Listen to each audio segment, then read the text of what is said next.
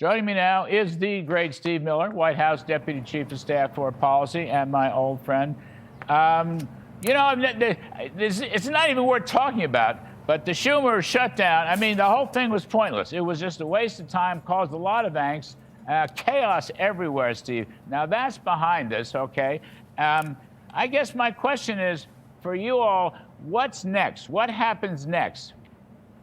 Well, I mean, first of all, it was worse than pointless, Larry. It was cruel, it was capricious, it was dangerous, it was radical, it was extreme. The Democrats shut down the government in a failed attempt to extort $1.5 trillion for their pet projects, including, as has long been documented in black and white, full funding for health care for illegal aliens for several hundred billions of dollars. They resulted in, as a consequence of their shutdown, massive flight delays for the American people, huge impacts on public safety, federal workers going without pay, people who are living paycheck to paycheck, not being able to make ends meet. This was a Democrat sabotage of the Trump economy that has brought record prosperity to the American people. The Democrats, as President Trump has said, are acting as kamikaze pilots, trying to hurt America and to hurt Americans solely because they cannot stand how successful this administration has been. Well, you know, it's interesting. The stock market rose throughout this shutdown. I mean, it really is something. And I think the stock market, as I said in my opening riff, is really pointing to a Trump economic boom. Profits are rising beautifully. That's the key. But also the policies coming out. The one big beautiful bill is, first of all, it helps profits, but it helps everything. I mean, business, I think, is really booming, and real wages are starting to rise again. But Steve Miller, I want to ask you just something the president has harped on. I want to hear if it's continuing. Now the shutdown's over, is he going to push for an end to the filibuster? Everybody's asking and sort of talking about that. I don't want that to obscure the good economic and stock market news, but I did want to get your take on it. Well, yes, he is, of course, because when Democrats take power, if and when that happens, when they control at some point in the future, whenever that is, the House, the Senate, and the White House, what's the first thing they're going to do, Larry? They've advertised it, they've promoted it, they've talked about it, and they've booted two people, Joe Manchin and Kristen Sinema, out of the party for disagreeing with them on it, and that is ending the filibuster. They will end the filibuster, they will pass communist health care, they will abolish private health insurance. They will kick 140 million Americans off of their employer-sponsored health care plans. They will give citizenship and amnesty to every single illegal alien in the country, and millions more to come. They will pack the Supreme Court with 4 or 5 Marxist judges. They will make D.C. and Puerto Rico a state, and that'll be just the beginning of what they do to cement and solidify permanent political power in this country. We all know that's coming. We all understand that's coming. And the best chance that we have to prevent that is to end the filibuster now so that we can pass the full and complete Republican agenda, make it permanent, and deliver secure elections to this country in the form of voter ID and ending once and for all non-citizen voting by requiring proof of citizenship to vote. These are basic fundamental things to having a democracy. But you asked earlier, I need to answer it, what is next for the economic plan for this president? We're focusing relentlessly on affordability.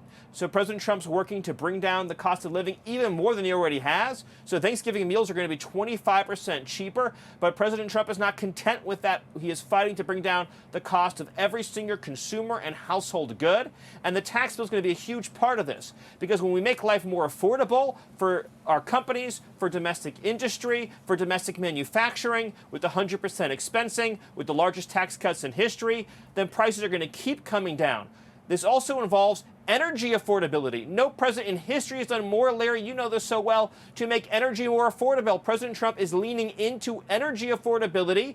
We are building new pipelines for the first time in the northeastern corridor of this country. You've seen that we have a major pipeline that's moving through, the Nessie pipeline, more to come. And the president is also making nuclear energy, modern, safe, reliable, clean nuclear energy to power the future. He issued 4 historic executive orders on nuclear energy. America will be the center of the nuclear energy renaissance in this country. And one more thing, Larry, AI. America under President Trump is the AI capital of the world. That's bringing in trillions of investment. That's bringing in millions of jobs. That's raising our standard of living. We are at the precipice of one of the great economic periods in the whole history of this country, Larry. So listen, if you get there first on repealing the filibuster, you can get tax rates down. Both personal and corporate tax could be as low as 15%. And you could get rid of, finally, Obamacare, which is a tremendous failure, and where prices have skyrocketed. I mean, there's a lot of good you can do. I guess the logic is, when I first heard about this, I was very skeptical. But I'm thinking through now. I mean, I've been thinking in the recent days, maybe it is better. Get it done, because they're going to do it. Get there first. And if the policies are good enough and work well enough, Steve Miller, then you know what? People won't want to repeal them. And the Democrats ever take power, they're going to have a hard time. If the stuff works well, people won't want to repeal it. And so that's why I'm kind of thinking, well, I might like this ending the filibuster idea. And with respect to affordability, let me ask you this. Tariffs, $2,000 tariff dividend, is that something the president's going to push hard, or did he say that off the cuff, or what? No, it is something he's going to push hard as part of his economic plan.